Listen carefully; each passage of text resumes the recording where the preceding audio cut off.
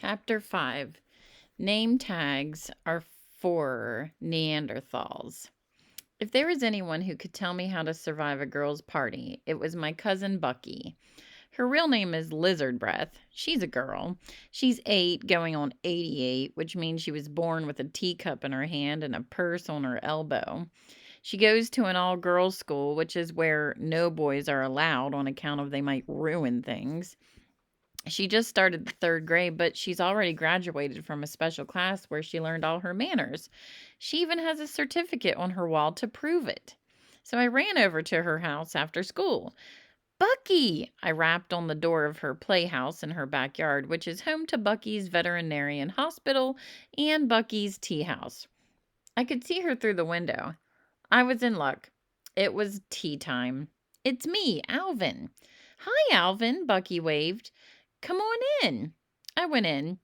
There was scary hospital stuff all over the place, a stethoscope, an otoscope, hammers for testing your reflexes, pliers for pulling out teeth, cotton balls, tongue depressors, and ready-to-go shots on a tray, just like in a real hospital.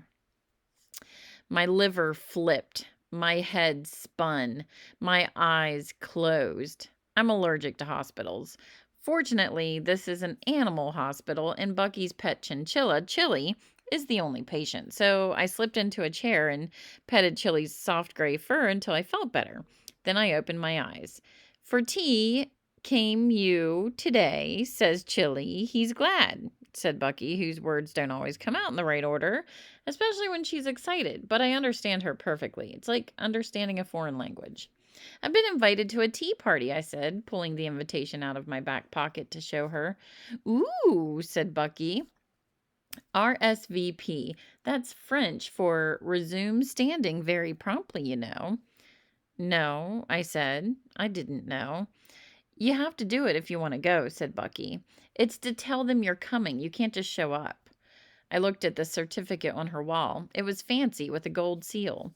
Calvin says I need to know the special rules or they'll ship me out to sea. I said, can you teach them to me? Sure, said Bucky, no problem. Do you have any finger sandwiches, I asked, looking around. No, said Bucky. Good, I said, I'm allergic to those. I looked at the table.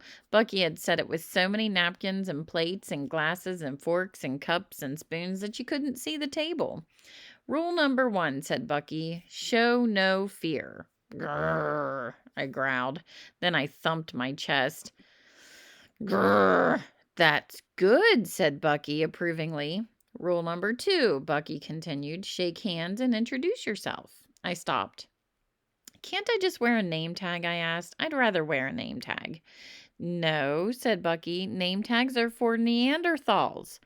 Oh, I wish I were a Neanderthal, I sighed, or an Indian chief. Bucky stuck out her gloved hand. She had on a fancy hat and a little purse swung from her elbow. How do you do, she said. I took her gloved hand and pumped it like an old-fashioned water pump.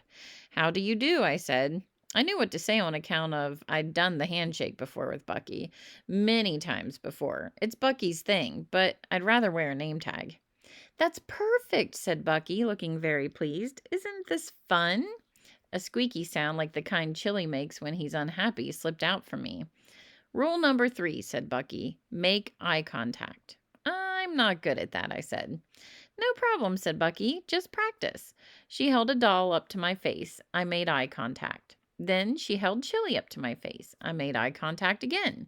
See, she said, better you are than you thought.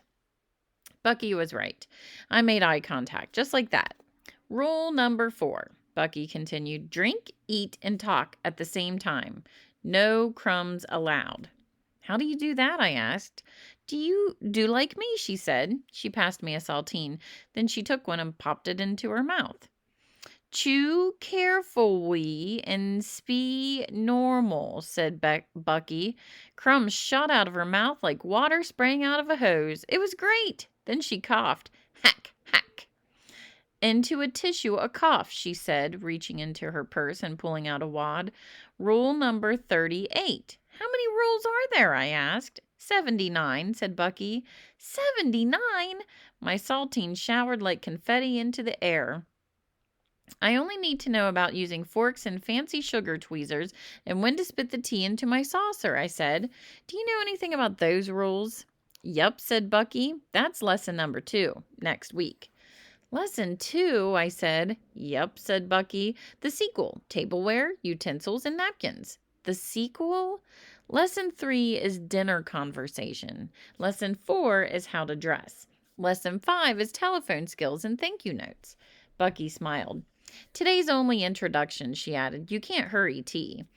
But Flea's party is only a few circles away on the calendar, I said. I can't come for 5 weeks. Bucky put down her teapot. No problem, she said. You can do the fast track. Learn all your lessons today.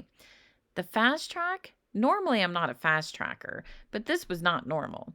I've got to warn you, said Bucky. It's ugly. Ugly? I squeaked.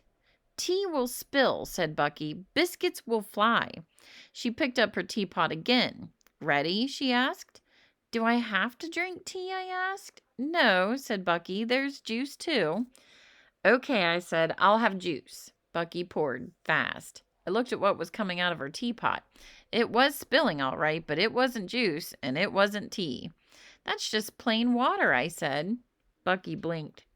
It's pretend juice, said Bucky. Pinky up. Bucky sipped quickly and noisily, her pinky up.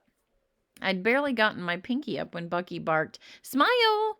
I made fish lips.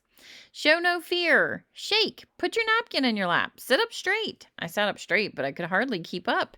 Time for dim sum. Dim sum, I said. I love dim sum. I was looking forward to flying biscuits, but dim sum was even better. My stomach growled at the thought of it. My mouth watered. Bucky reached over and put a rock on my plate. Dim sum, she said. That's not dim sum, I said. That's dim rock. I can't eat dim rock. Bucky looked at it. Then she looked at me. Okay, she said. Want to play hospital now? Big old elephant you are, and your doctor I am, and tooth hurts your...